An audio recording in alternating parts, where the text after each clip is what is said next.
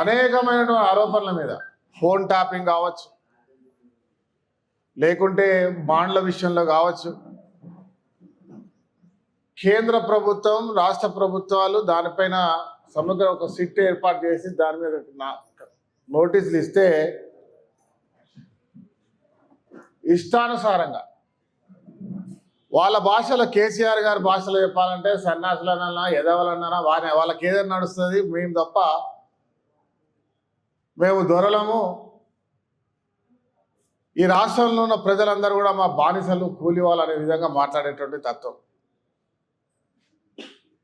నిరంతరం ప్రజా సంక్షేమం గురించి పోరాటం చేస్తూ అనేక సంక్షేమ కార్యక్రమాలు తీసుకొస్తున్న దానిపై రోజు పనికిరాని బురద జల్లే కార్యక్రమాలు చేయడం వీళ్ళకి అలవాటు అయిపోయింది. ఒకసారి స్టేట్మెంట్ ఇచ్చినారు, చూస్తున్నాం, ప్రజలు గమనిస్తారు కదా, దానికి జవాబు దొరుకుతుంది అనుకున్నాం.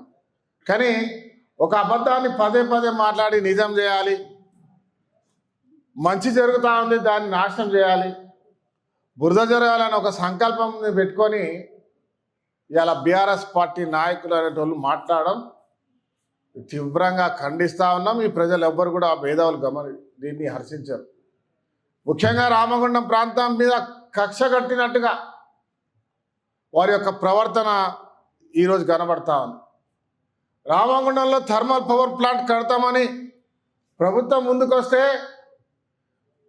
థర్మల్ పవర్ ప్లాంట్ అక్కడ ఎందుకు కడతారు? అక్కడ ఏముంది?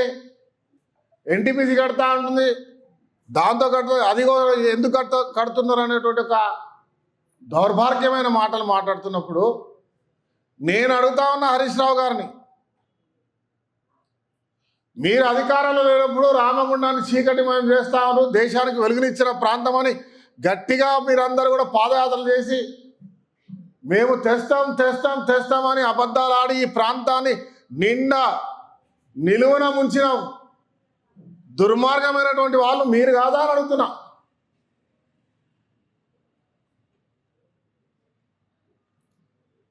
రామగుండం ప్రజలు ఏం పాపం చేసిరని అడుగుతా ఉన్నా. రామగుండంలో ఇండస్ట్రీలు రాకూడదా? రామగుండంలో పవర్ ప్లాంట్ రాకూడదా? రామగుండం పిట్ హెడ్ బొగ్గు కాని ప్రాంతం. నిజాం ముందు పెడితే డక్కన్ ఆంగ్లేయులు మొదలు పెడితే నిజాం తీసుకొని నిజాం డక్కన్ కోల్ నుంచి నిజాం కోల్గా మారి, నిజాం కోల్ నుంచి సింగరేణిగా మారి భారతదేశానికి వెలుగునిచ్చినటువంటి ఒక కార్యాచరణ మొదలైంది రామగుండంలో. రామగుండంలో కావలసినంత భూమి ఉంది, గోదావరి నది జలాలు ఉన్నాయి, కన్వర్బెల్ట్తో తెచ్చుకునే బొగ్గు ఉంది. ఇవన్నీ ఉండగా తెలంగాణ విభజనలో వచ్చిన 5x800 పవర్ ప్లాంట్ వచ్చింది. మీరు ఎందుకు చేయలేదు? 2x800 చేసి తదిమ 3x800 ఒప్పందం ఎందుకు చేయలేదు? అది చేస్తే కనుక ఈరోజు అది ఆచరణ నుండి రాష్ట్రానికి కరెంట్ వచ్చేది కదా. మీరు ఆ రోజు ప్రైవేట్ వాళ్ళతో, ఛత్తీస్గఢ్తో, ఇంకో ప్రాంతాల్లో దోపిడీ చేయడానికి ఈ ప్రాంతంలో చేయలేదా అని అడుగుతా ఉన్నా. ఒక బొగ్గు కాని ప్రాంతం, ఈ ప్రాంతంలో దేశానికి వెలుగునిచ్చిన ఒక కార్మికుడి కుటుంబంగా, కార్మికుడి పక్షాన్ని అడుగుతా ఉన్నా. మీరు యాదాద్రిలో ఏ ఉద్దేశంతో 5x800 పెట్టిండ్రు? అక్కడ నీళ్లున్నాయా? బొగ్గుందా? ఏమైనా చౌకగా భూములు ఉన్నాయా? ఇవాళ భూములు అత్యధిక ధరలకు కొని స్కామ్ చేసిన చరిత్ర మీది. కన్వర్బెల్ట్తో బొగ్గున్న ప్రాంతంలో కాకుండా 100 కిలోమీటర్ల ట్రాన్స్పోర్ట్తో దాని భారాన్ని పెంచినటువంటి చరిత్ర మీది. నీళ్లు నాగార్జున సాగర్తో మళ్లించే కార్యక్రమం చేసుకోవడానికి పెద్ద ఎత్తున స్కామ్లు చేసిన చరిత్ర మీది. చేసింది మీరు చేసిన చరిత్రను గుర్తు చేసుకొని ఆ రామగుండంలో పవర్ ప్లాంట్ పెడతామంటే మీరు నిలువెత్తు విషం కక్కుతా ఉన్నారు. రామగుండం ప్రజలు దీనికి జవాబు చెప్తారు. ఇవాళ సోలార్ ప్లాంట్ ఇక్కడ పెడతామంటే 500 కోట్ల దోపిడీ జరిగిందంటా ఉన్నారు.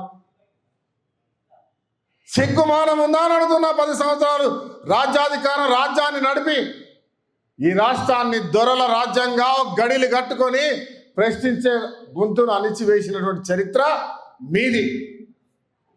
సోషల్ మీడియా ద్వారా లేనిపోని కథనాలు చేస్తూ నిరంతరం అబద్ధాలు మాట్లాడుతూ నిత్యం పనిచేసే వారిపై బురద జల్లే కార్యక్రమం చేస్తున్న చరిత్ర మీది.